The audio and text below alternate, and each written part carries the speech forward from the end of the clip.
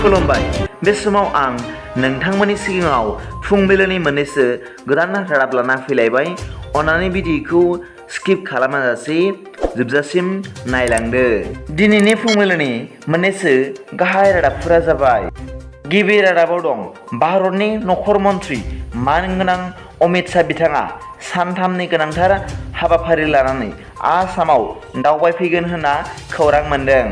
मख'नो गोनांदि बिथाङा आसामाव मैया मोनाबिलियाव सिक्किमनिफ्राय सफैनायनि बाथ्रा आरो दिनै सनिबार एबा 8 अक्ट'आव गोदानै लुफुंजानाय बिजेपि अफिसखौ बेखेवगोन आरो बेलासियाव बिजेपि कार्यकर्ताफोरनि मिटिं खुंगोन होनना खौरां मोन्दों। आरोबाव मख'जाथाव बाथ्रादि बिथां नखर मन्थ्रिया सनिबार मोनाबिलियाव सा सानजा हादरसाफोरनि गासै गिबि मन्थ्रिफोर आरो गासै पुलिसनि डिजिपिफोरजों एबा गासै पुलिसनि गाहाय बिबानगिरिफोरजों गोनांथार आयदा लानानै सावरायगोन होनना खौरां मोन्दों। नैथि रादाबाव दं बिटिआरनि मावफुं सोद्रोमा मानगोनां रनजित बसुमतारिया गावनि अफिसियेल फेसबुक पेजनि गेजेरजों NDFBनि मुंख्लंफोरनो मोननो गोनां एक्स-ग्राटियानि थाखाय हाबा मावनो आफाद दानानै रां खांनायखौ थोंजों फोरमायनानै बुंदों। मख'जाथावदि बिथाङा बुंबावदों दि NDFBनि मुंख्लंफोरनि नखरा मोननो गोनां एक्स-ग्राटियाखौ मोनहोनो थाखाय मावनो गोनां गासै हाबाफोरखौ बिटिआर सरकारा मावगासिनो दं होनना बिथां बिटिआरनि मावफुं सोद्रोमा रनजित बसुमतारिया बुंदों। बेखायनो रावबो सुबुङा बेबादि रां खांनायाव जाहाथे मदद होआ बेनि थाखाय NDFBनि मुंख्लं नखरनि सोद्रोमा बिथांमोननिसिम बिथां बिटिआरनि मावफुं सोद्रोमा रनजित बसुमतारिया गावनि फेसबुक पेजनि गेजेरजों सांग्रांथि खालामना होदों। थामथि रादाबाव दं मैया मोनाबिलि समनि 6:30 रिंगा एबा 7 रिंगासो समाव चिरां जिल्ला हाथिफटा गामियाव गिख्रंथाव लामा जाब्रबथाय। जाथायनि सायाव मिथिनो मोननाय बादिब्ला हाथिफटा लामाजों थांबाय थानाय समाव गंसे डाम्पार गारिखौ अभारटेक खालामनायाव सासे सिख्लाया जिउ गोमायो। जिउ गोमानाय लाइमोनखौ बेंटल हालामनि होननानै मिथिनो मोन्दों।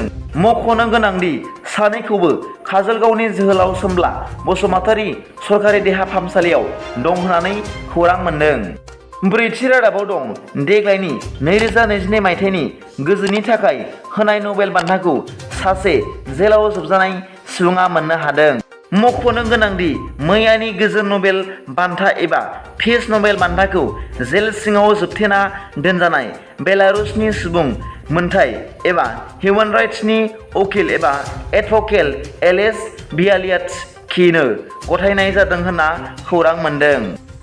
बाथि रादाबाव दं मैया गुवाहाटीनिफ्राय गारि सालायनानै नगाव फारसे फैनाय 3 सुबुंफ्रा नार्जारिघाट ओनसोलनि सनापुर 37 नं राजा लामायाव जाब्रबथाय जानानै जिउ गोमादों होनना खौरां मोन्दों। जिउ गोमानाय सुबुंफोरखौ नगाव जिल्लानि सुबन दास होनना सिनायथि मोन्दों आरो सानै सुबुं फारियै बापन हालाय आरो गौतम बानिकखौ गुवाहाटीनि होनना सिनायथि मोन्दों होनना खौरां मोन्दों। मख'जाथावदि थांनाय बावैसो दुर्गा फुजायाव आसामाव गासै मोन 643 जाब्रबथाय जादों होनना खौरां मोन्दों।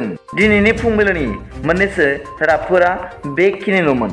भिडिअखौ मोजां मोनदोंबा अन्नानै लाइक आरो साबस्क्राइब खालामनो दाबाव आरो बेल आइकनावबो थुनानै ला जाहाथे आं गोदान निउस आपडेट लानानै फैयोब्ला नोंथांनियाव सिगांग्रो नटिफिकेसन सौहैयो।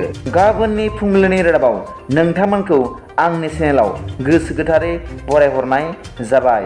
गोजोन्थों। जै बर' हारिनि